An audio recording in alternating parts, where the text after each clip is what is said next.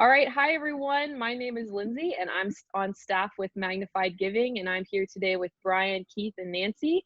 And we are here today to talk about the social cause health. I'm going to ask each of them to kind of introduce themselves and their organizations and share a little bit about how their organization's mission relate to health. So Nancy, would you kick us off? Sure. I'm Nancy Eigelmiller, and I'm the executive director of One in Five. And One in Five's mission is to prevent suicide by erasing the stigma of mental health or mental illness and to promote optimal mental health for all. And really, when we work with schools, we're working to put education programs into place. And that's everything from mindfulness to suicide screens and everything in between. And we also really work on stigma reduction. So to really get people to understand that their brain is part of their body and their mental health is just as important as their physical health. Very good. Thanks, Nancy. Keith? Yeah, hi, my name's Keith Klein. I'm the executive director of Grant Us Hope, and we focus on suicide prevention in schools. We take a peer-to-peer approach where we identify young people who can be part of a Hope Squad and educate them around the warning signs, how to have a conversation with a peer that may be struggling and get that peer to help.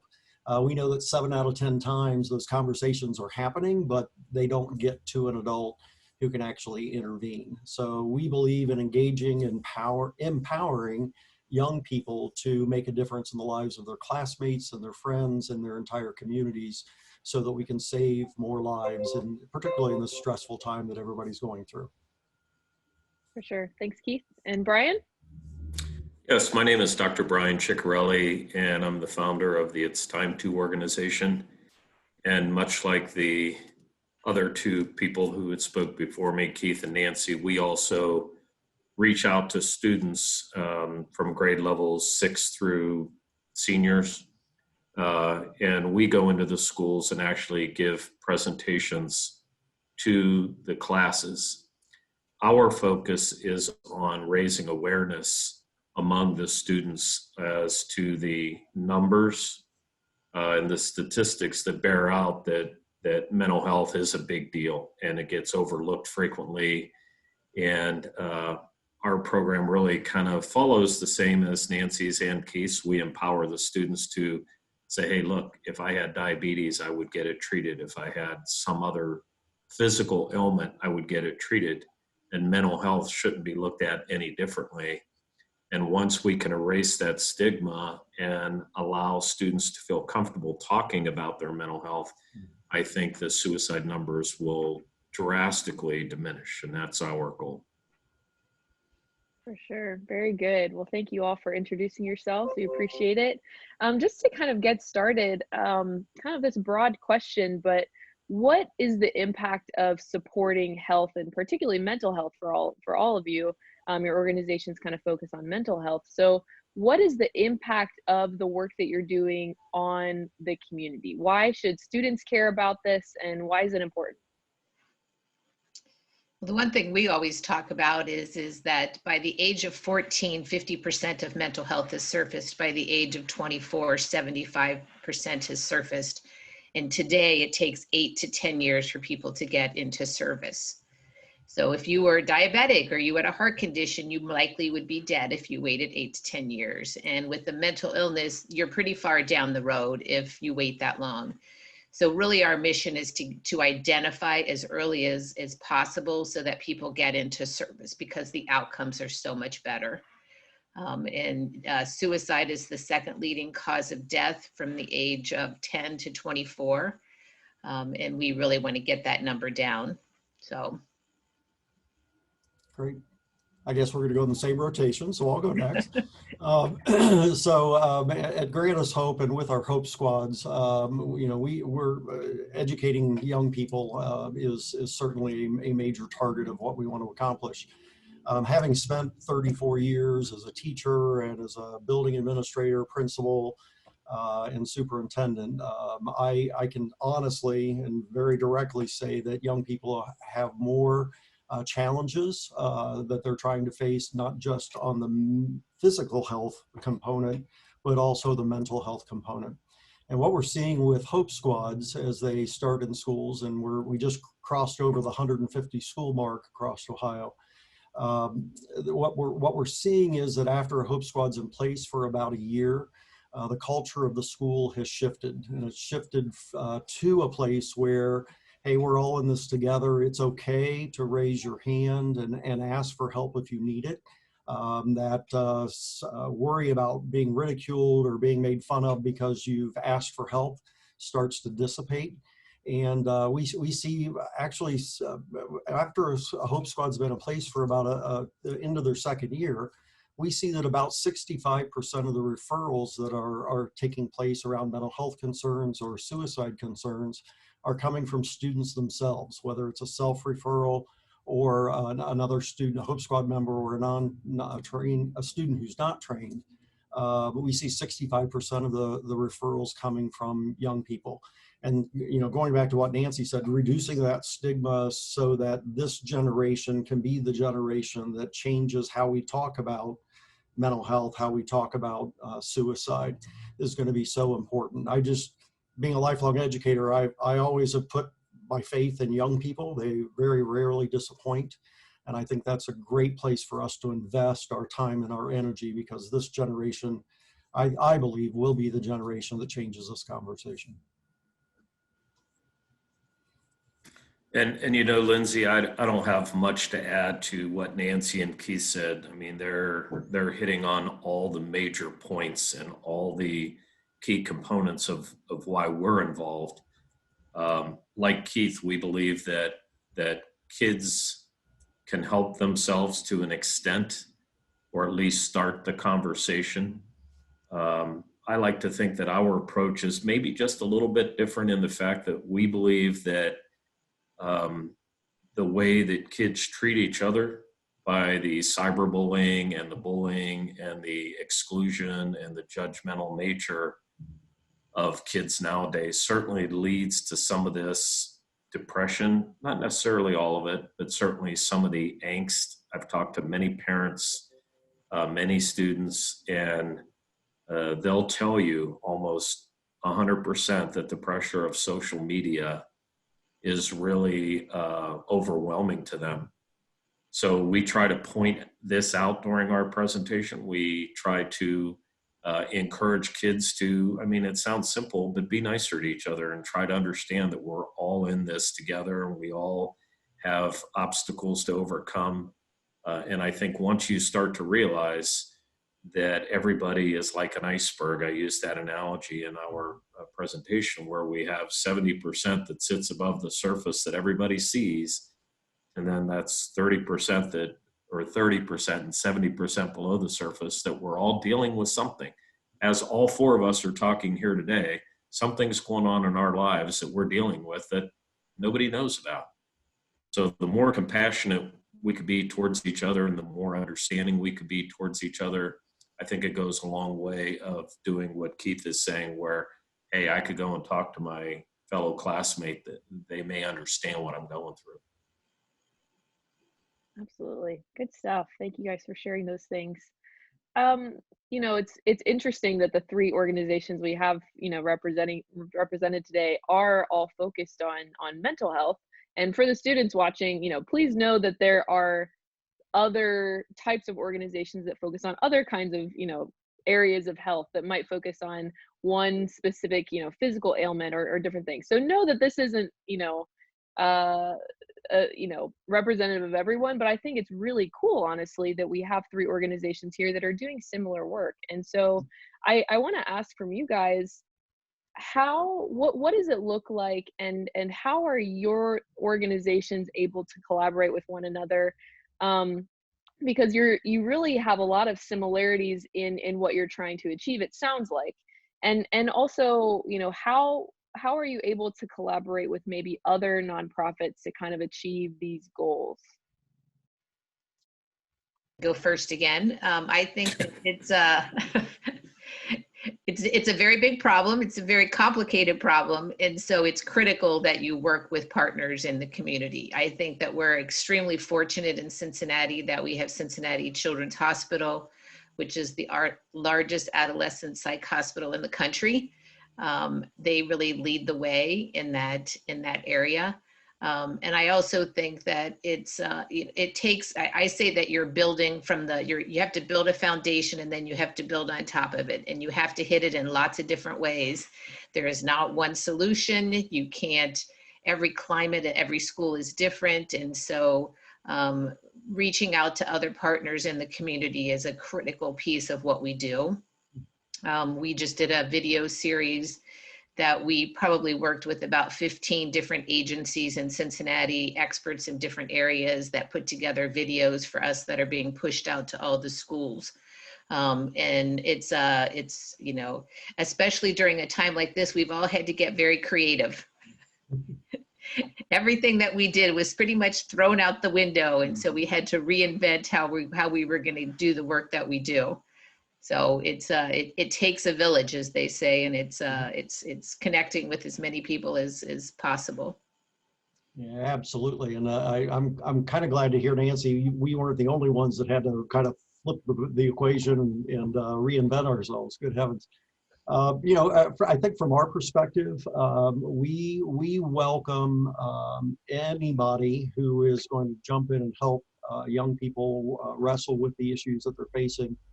We welcome them to the table. And I think that while we are all focused on mental health and we all are focused on suicide prevention, we do present different paths to get there. And so, you know, and there are schools that all three of us are in different times, different places, because what we do is similar, but yet the way we go about it is a little bit different. And like I said, having been a public educator for most of my, well, almost all of my career, Nancy's right in that every school has its own personality, every school has its own climate and culture, and it's about finding the best fit. Sometimes it's multiple pieces that plug in to serve the needs of the students in that school. Sometimes one solution makes all the difference in the world, and that's what they need to do. And so, you know, we welcome, I mean, there is plenty of need out there in terms of young people struggling who need support and help. And so we kind of put an all hands on deck approach, or follow an all hands on deck approach, so that we've got all of the needs of that particular school met one way or another through one organization or another. And many times it's several of us working in that space with that school to get the job done. The problem is so large at this point that it really does take an entire village, and we all have to circle around our young people to make sure that they can grow up safe, healthy, and strong. So I appreciate having others in the field and coming together and collaborating so that we can help best help our kids grow up and be safe. And Lindsay, you had mentioned that we need to collaborate, and actually Keith's organization and our organization is partnered in a loose sense of the term. But Keith heard our presentation and he actually felt that there was a good symbiotic relationship, because once you have the Hope Squad in place where kids are there to support each other, our presentation really lends to that mantra, if you will, because we encourage kids to talk to each other. So once they hear our presentation, if a Hope Squad is in place, it's almost a natural marriage that students then reach out to others. But I couldn't agree, and I applaud all of the people that are involved in this, because it's not easy. It's time consuming. It's sometimes sobering to hear the numbers coming out, and when you hear of a student in any school, whether you spoke there or not, take their own lives, it's heartbreaking. It really is. So like Keith and Nancy both said, the more people that we can get involved raising awareness, that's what we're all about. For sure. That's really cool. And I hope students, for those of you watching, that you see how cool it is that when you support one of these organizations, you're really, you know, contributing to this whole network of organizations who are doing this work together and partnering together and collaborating together. So your impact in giving or volunteering or serving really goes far beyond just the impact of that one organization. And I think that's really cool. And I hope that's encouraging to the students. I'd like to ask personally for each of you, what led you to this work, how you ended up where you are, why you're passionate about it, how you ended up in the nonprofit field in general, but then also maybe specifically this kind of work. Guess I'll go first again. Seems like a good rotation, Nancy. Yeah, we're into it now. uh, I lost my husband to suicide in 2008, and it was very much out of the blue. He was loud and goofy, and we knew nothing. So I really spent I was in the manufacturing field doing research and doing marketing. So a totally different arena. I spent about 2 years educating myself about what I had missed and what was going on in this space. And then I decided to create our organization. So it's a very different, it's a departure from what I was doing before. I say that I loved my job before, but this job, I wake up every morning and I feel like I'm making a difference in the world, and it's a good thing. It's a for my work hours. I put my heart and soul in it every day, and but I know we're making a difference. So it's very, very, it feels very worthwhile to be doing what I'm doing. Absolutely. Yeah, and I think probably all of us bring passion around this issue to the table. That's what makes it, for me anyhow, that's what makes it great work. Well, Grantless Hope was founded after Diane, our founder, lost her son Grant to suicide. And, I can't imagine losing anyone to suicide, let alone a child, or in this case, at this point in my life, grandchildren. And so I'm very proud of the fact that we've taken what has been a very bad personal experience and turned that into a positive. Her commitment is that she doesn't want other families to have to go through what their family went through. For me personally, after spending all of the years I did in schools and around kids, quite honestly, I lost too many kids in the schools that I worked in to suicide. And we went through one stretch when I was a high school principal. We lost 3 kids in 2 months. And I've seen and experienced, lived what that kind of a loss can mean, not just the young people and the staff in a school, but an entire community. And so when I decided to retire from public education and move into this work, for me, it's really about how do we help young people grow up and know how to have these conversations, be able to sit down and have these conversations. Typically, it's a kind of a generational thing. The folks that have hard time talking through some of this are adults. My experience in high schools is that young people aren't afraid to talk about much of anything. And so let's give them information and get them talking. And we ought to be able to talk about mental health and suicide the same way we talk about lung cancer and heart disease. We've got to get it to that point. If we can't talk about it, we can't fix it. And so that's been the driving force for me in terms of getting connected with this organization, and knowing that across the state we are making an impact. We are helping young people figure it out before they get to the point of feeling like they have to make a potentially deadly decision. So very rewarding work, and for me, I get to be back around young people again, which is what my whole professional career has been about. My path was a little different. I didn't have any sentinel event, if you will, that led me into this. I was an orthopedic surgeon for 30 years. And when I saw maybe 6-8 years ago what was going on as far as the general climate of our country, the racism and the hatred and the divisiveness, I really wanted to start an organization that addressed maybe the social injustices more than anything else.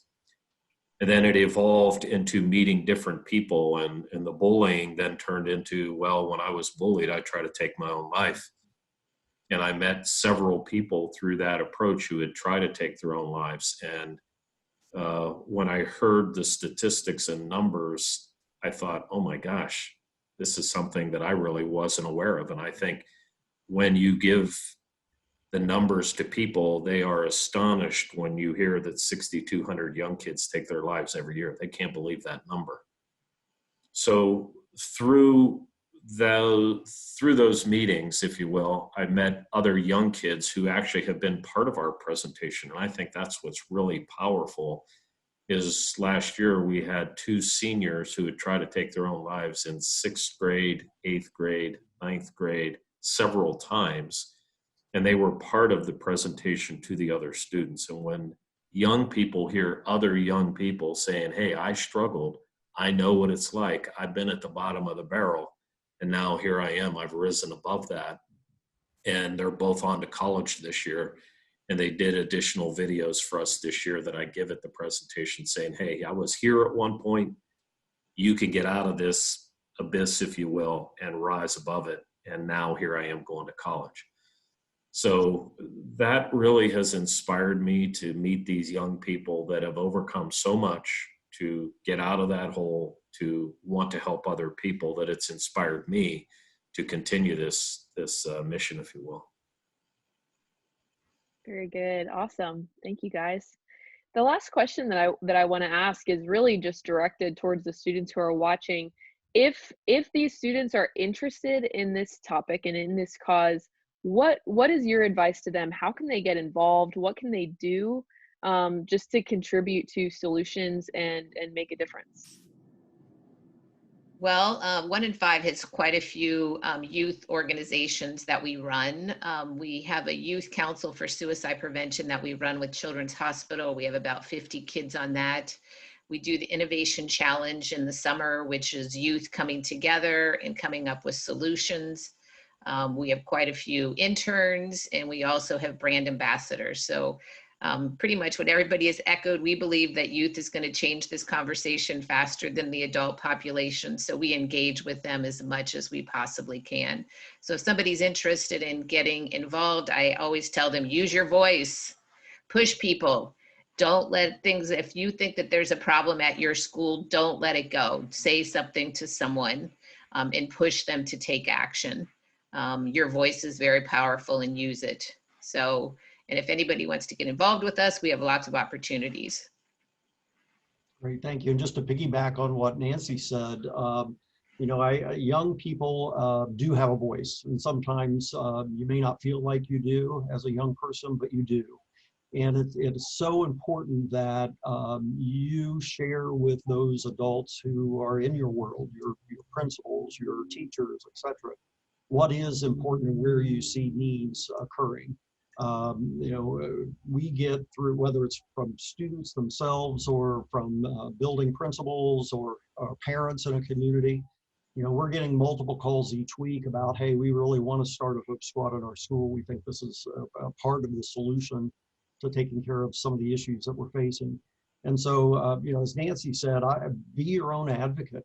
Step up and talk with your building administrators, your parents, et cetera, about, you know, look, we need to do more than what we're doing right now. And, you know, there are multiple programs out there that you could bring to your school. But, you know, it's taking that first step as a young person, empowering yourself, being your own advocate, and talking one-to-one with school leaders and others, adults that are around your community. That's all a very important piece. Young people can lead, and they can lead in amazing ways. And this is a great opportunity to step up, lead, and make a difference, save lives in your own school. You know, it's hard to follow Nancy and Keith, by the way. I wish I would have gone first, but I would echo what they said. I mean, our goal, much like theirs, is to involve young people as much as we can in the process. Last year, we hosted a teen forum, which was very successful, meaning that we had kids from different schools, different races, different religions sit around a table, and we asked the questions to them. Hey, what can we do to help you? And what are we missing as adults? And I think that putting kids in a room together and allowing them to take ownership of the conversation rather than us as adults, maybe not recognizing what their problems are. We think we know, but I don't think we really truly understand. And allowing them to guide us into being a part of the solution is critical. And I applaud both of these groups and organizations that are doing that. I mean, I couldn't agree with either of them more. If I had my way, I would love for every student who feels there's a problem in their school to be able to speak up to their counselor, their principal, and say, hey, look, we need somebody to come in to educate us on what we can do as a school to improve the environment and erase the stigma. And I think that's how the solution is going to take part right there. I'll put my money on the young people. Yep, every time. I'll put my effort and my money on them any day of the week. Totally agree with you. Yep. Did you hear that, students? That's so cool. This is awesome, and I do want to reiterate that you know, in the social cause of health, really broad, and what the organizations that we've heard from today are all kind of focused on mental health and really doing that through empowering youth.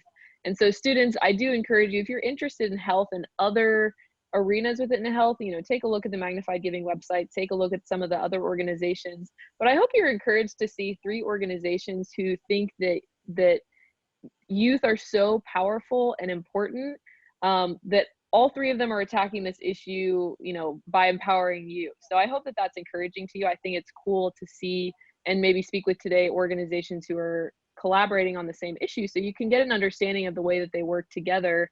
And there are a lot of organizations that have similar missions, but they go around it in different ways. And that's really valuable and really important. So students, I hope that it was valuable for you to watch this. Brian, Keith, Nancy, thank you so much for offering your insight and your wisdom today. And students, we will talk to you hopefully in the next cause conversation. So have a great day, and thanks for listening. Thanks for having us. Thank you.